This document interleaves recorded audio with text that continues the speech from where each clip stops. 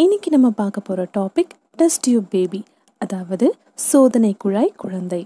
நேச்சுரலாகவே ப்ரெக்னென்ட் ஆக முடியாதவங்களுக்கும் கல்யாணம் ஆகி ரொம்ப நாள் குழந்தை இல்லாதவங்களுக்கும் டாக்டர் இந்த டெக்னிக்கை அட்வைஸ் பண்ணுறாங்க. வீடியோக்கு போகிறதுக்கு முன்னாடி நீங்கள் நம்ம சேனலை ஃபர்ஸ்ட் டைம் பார்க்குறீங்கன்னா மறக்காமல் நம்ம சேனலை சப்ஸ்கிரைப் பண்ணிவிடுங்க. அப்படியே பக்கத்தில் இருக்க பெல் ஐக்கானையும் கிளிக் பண்ணுங்கள். அப்போ தான் நாங்கள் போடுற வீடியோஸ் உங்கள் நோட்டிஃபிகேஷனில் வரும்.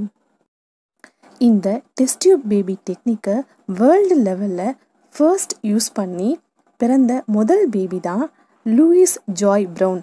இவங்க ஜூலை 25, 1978 பிறந்தாங்க. இந்தியாவோட first test tube baby Kanupriya Agarwal. இவங்களுக்கு துர்கா அப்படின்ற பேரும் இருக்கு. இவங்க அக்டோபர் 3, 1978 பிறந்திருக்காங்க. 67 days வித்தியாசம், அதாவது லூயிஸ் ப்ரவுன் பிறந்த 67 நாள் கழிச்சு இவங்க பிறந்திருக்காங்க. நேச்சுரலாகவே ஃபெர்டிலைசேஷன், அதாவது கருவுறுதல் அப்படின்றது ஃபீமேல் கிட்ட இருந்து எக்கும் மேல் கிட்ட இருந்து ஸ்பெர்மும் ஒன்று சேர்றதுனால நடக்கிற ப்ராசஸ்.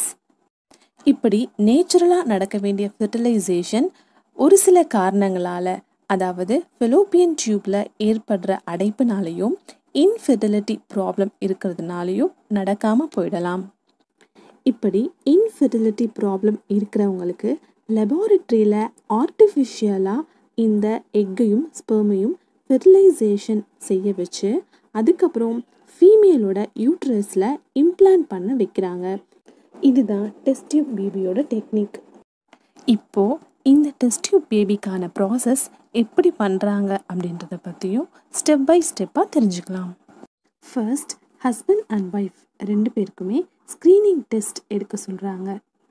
அதில் ஒய்ஃப்க்கு haemogram, blood sugar, urea, hepatitis B and HIV test எடுக்க சொல்கிறாங்க. அது மாதிரியே ஹஸ்பண்ட் கிட்ட sperm test, HIV test, hepatitis B டெஸ்ட்டும் எடுக்க சொல்கிறாங்க. அதுக்கப்புறம் தான் ட்ரீட்மெண்ட்டையே ஸ்டார்ட் பண்ணுவாங்க. ட்ரீட்மெண்ட் ஸ்டார்ட் பண்ணுறதுக்கு முன்னாடி டாக்டர் ஜென்ரலாக ஒரு கவுன்சிலிங் கொடுக்குறாங்க.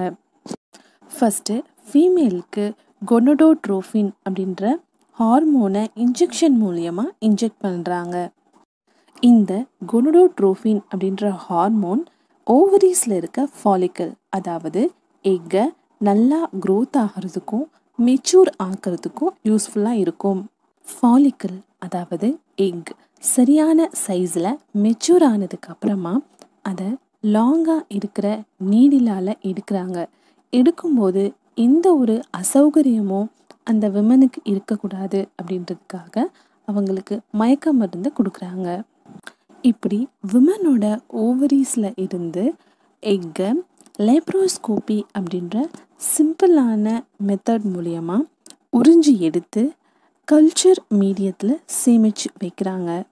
அதே மாதிரி மேல்கிட்ட இருந்து ஸ்பெர்ம்ஸையும் ஃப்ரெஷ்ஷாக கலெக்ட் பண்ணி ஸ்டோர் பண்ணி வச்சுக்கிறாங்க.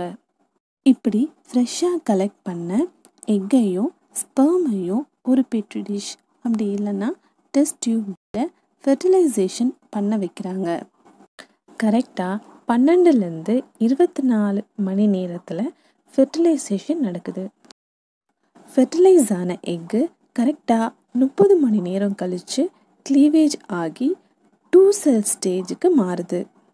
இந்த ஸ்டேஜில் இருந்து 60 மணி நேரம் கழித்து 8 செல் ஸ்டேஜுக்கு மாறுது.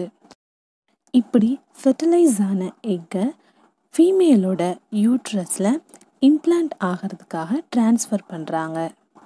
இங்கே அந்த ஃபெர்டிலைஸ் ஆன எக்கு இயல்பான ஒரு க்ரோத்தை அடைஞ்சு 10 மாதத்துக்கு அப்புறமா குழந்தையா பிறக்குது. இந்த குழந்தைய தான் சோதனை குழாய் குழந்தை, அதாவது டெஸ்ட் டியூப் பேபின்னு சொல்கிறாங்க.